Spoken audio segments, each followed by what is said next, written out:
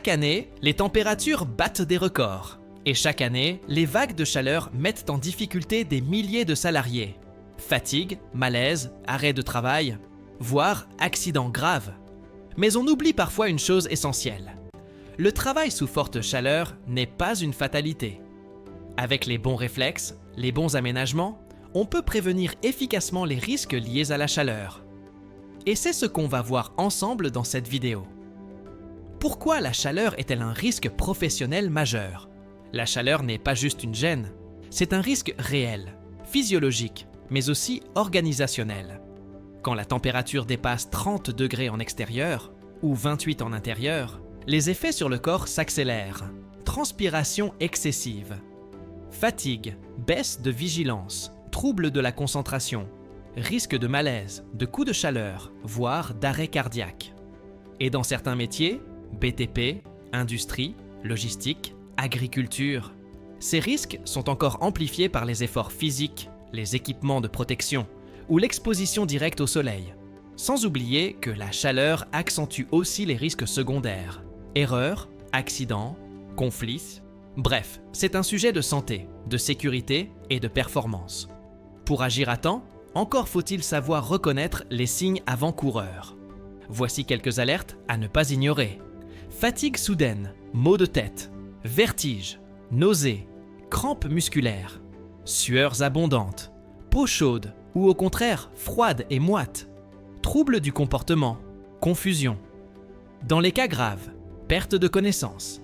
Dès l'apparition de ces symptômes, il faut intervenir immédiatement, mettre la personne à l'ombre, l'hydrater, la faire asseoir ou allonger et alerter les secours si nécessaire. Former les équipes à repérer et signaler ces signes peut littéralement sauver des vies. Heureusement, on peut anticiper et réduire fortement les risques, même lors des pics de chaleur. Voici 7 mesures clés à mettre en place. 1. Aménager les horaires. Commencer plus tôt. Faire des pauses plus fréquentes. Éviter les tâches lourdes en milieu de journée. 2. Adapter les postes de travail. Installer des zones d'ombre, des ventilateurs, rafraîchir les locaux. 3. Hydratation obligatoire. Prévoir des points d'eau accessibles. Rappeler régulièrement de boire, même sans soif. 4. Informer et sensibiliser. Former les équipes sur les dangers liés à la chaleur, les gestes à adopter, les conduites à tenir. 5. Surveiller les plus vulnérables. Nouveaux arrivants, intérimaires, travailleurs isolés, personnes souffrant de pathologies chroniques. 6. Adapter les équipements. Vêtements légers si possible. Allègement des EPI quand les normes le permettent. Casque ventilé. 7. Préparer un plan canicule. Définir des seuils d'alerte. Désigner un référent chaleur. Prévoir les actions d'urgence. Ces mesures ne sont pas du confort.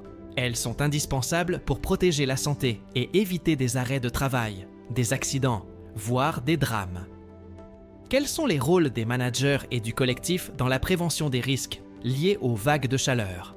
Ce qui fait la différence, ce ne sont pas que les mesures écrites, c'est la manière dont elles sont portées au quotidien.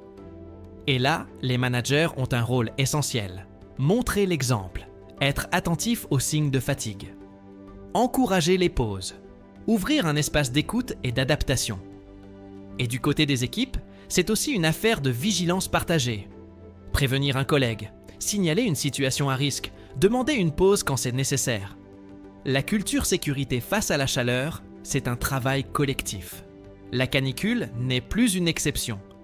Elle devient un enjeu majeur de santé au travail, mais avec des mesures concrètes, une organisation adaptée et une vraie attention managériale, on peut éviter le pire.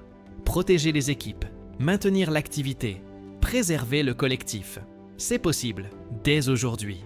Merci d'avoir regardé cette vidéo. Et n'oubliez pas, face à la chaleur, l'anticipation est la meilleure protection.